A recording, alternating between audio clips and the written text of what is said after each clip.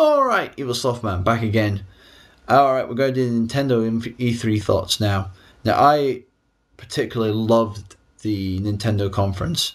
I just thought there was a lot of big franchises in there that were definitely fully shown off the capabilities of the Wii, and it was just like got me really excited for the rest of the year and beyond. It was like it started off with the new Zelda, the Sword. What was it? It was something with Sky. It was something to do with Sky and Sword. I can't remember exactly what the title was, but it looked pretty damn good. A lot of the new controls things looked very interesting to use, but the actual main thing, which was never really going to change in a Zelda game, didn't really change, and it's been done before, but it's done so well every time, you know it's going to be good. The demo was a bit broken, basically, but they hadn't really... I think a lot of the cameras or something must have been interfering with the sensor bar, and you just couldn't point or get the exact thing at all. It'll definitely be a good reason to pick up the Wii Motion Plus, but I hope to have that when I get Wii Sports Resort and Red Steel 2, which are on my list but are not essential at the moment. After that, they were showing off stuff like Epic Mickey. Epic Mickey looked really good. I just like the whole fact of it going through like classic Disney stuff that you wouldn't really necessarily go. And if you didn't know, I have a real love for going through the archive material of the Disney stuff, especially when they're going through like the making of DVDs. I like going through all the like sketches and everything, and the making of all the backstage area Disney stuff that they do at the Blu-rays and the DVDs. I will sit and watch all these things. I find them really interesting. And it's going to annoy me now that when I was at 14 at Disney, I really didn't look at much of MGM Studios. I think I would really appreciate that now. But that demo was quite broken as well, because the same kind of thing. You couldn't actually get the paintbrushes and everything, the paint effects to work. He was jumping, he was missing everything because it wasn't calibrated right. After that, it showed off like Golden Sun on the DS, which graphically underwhelming. It kind of looked like a Game Boy Advance game, which seemed really weird. I know it's meant to be like a next successor on from that, but you'd think they've done the graphics up. It just looked like a GBA game with the touchscreen functionality, which seemed really weird considering the graphical upgrades to the DS.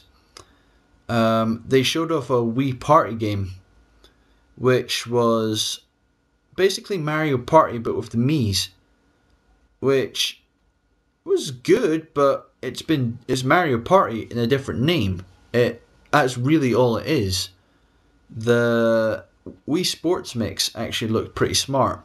It was like taking 5 of the sports franchise and then just actually put them all into it. So it was like you're taking 3x3 hoops that was on the DS and hockey and netball and putting all these games into like a good sports package of Mario games, which I thought they were going to do earlier, especially after Wii Tennis and everything on Wii Sports, because I thought that would be the best progression of Mario Tennis, but they just fixed the GameCube controls instead, which I thought was kind of a cop-out. But that looked a really good game. It looks fun, but it was coming out 2011, you thought, damn. This then started to really hit their stride. They were going off and they went new Kirby game, which was my favourite game out of the whole E3 experience, was Kirby's Epic Yarn. And it looks really, really good. It's like mixing Kirby with Paper Mario and Yoshi's Island and lots of extra little things in that. But the way it just looks amazing, the style they've gone for. And it's totally something I would pick up. It's totally something I would fall in love with. Then showed a new game coming from the creators of the Metroid Prime series, and they're doing a new Donkey Kong Country. You got to be sitting there as Rare and thinking and be pissed because of all these licenses that you had and you made brilliant, and they've like taken them all and redoing them on the Wii. So you have new Donkey Kong Country, which looked really, really good, as well as they announced well, it wasn't at the conference, but it was definitely at E3, the Rayman Origins, which was the same kind of thing. It was like redoing a 2D Rayman, and it looked the same kind of way. It was like going back to basics and looked really, really good. They then showed off another trailer for Metroid Other M, which is going to be amazing. So it's just waiting for that to come out. And then they dropped their bombshell at the end. That, well, it was the known bombshell. Everyone knew that the 3DS was coming. They just didn't know what it looked like. And it kind of looks like a mesh of a DSi. And then you have your actual analog stick, which will make the actual 3D games quite good. Or a lot better than they would have been on the DS anyway. And this is why I knew I was never going to pick up an XL, because I knew this was coming. And I thought, well, no, there's no point. I'm particularly taken with the black and red one. I really like the look of that. The only issue is you don't really know what it actually like to play, because you can't really show 3D effect for a stream. Well, considering you have no 3D monitor, no glasses, and so you just don't know. Plus, you've got the fact that not everybody's going to be able to see 3D. Not everybody can have full function of both eyes to see 3D. So I like the fact that it's got the slider there so it takes off the 3D. I did really like the announcement of Kid Icarus, especially because it kind of stumps Lord Cat. I don't know if you watched this, but on Lord Cat is really, really funny series called Until We Win. And he just did Kid Icarus, and he was going on about how hard it was, and this is so hard that Nintendo will never make another game of it. And then a week later, he gets called up on it, and Nintendo's making another game. It was like, ha ha ha. But it's just like, it showed off the list of games that are coming out for it. It's just astounding. It was like there was like a new Resident Evil. They're remaking Metal Gear Solid 3 Snake Eater on the 3DS. They're remaking Star Fox 64, and because the graphics chip's a hell of a lot better and the processing is so much better than the DS, it looks close to GameCube graphics. So it's GameCube graphics Star Fox 64. It was like, oh my, I saw the pictures of it on Nintendo's site. Oh my god, it looks awesome. New Ocarina, they're redoing Ocarina of Time in 3D. They're redoing like Virtual Console games in 3D.